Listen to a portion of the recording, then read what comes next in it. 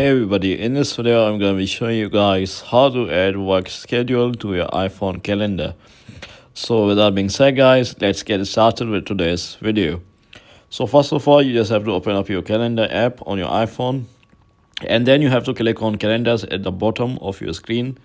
And now just click on add calendar at the bottom left corner of your screen, and then just click on add calendar. And now just type in work here, for example, and select your color. So I'll just select red.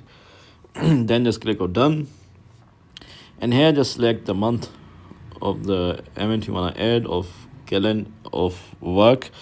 Then just click on the plus icon in the top right corner of the screen, and here just select the work calendar.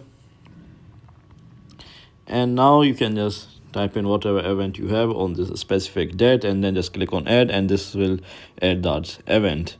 And you can also select the time here. So yeah guys, this is how you do it. If you found this video to be helpful, then consider subscribing. With that being said guys, I'll see you in the next video very soon. Peace.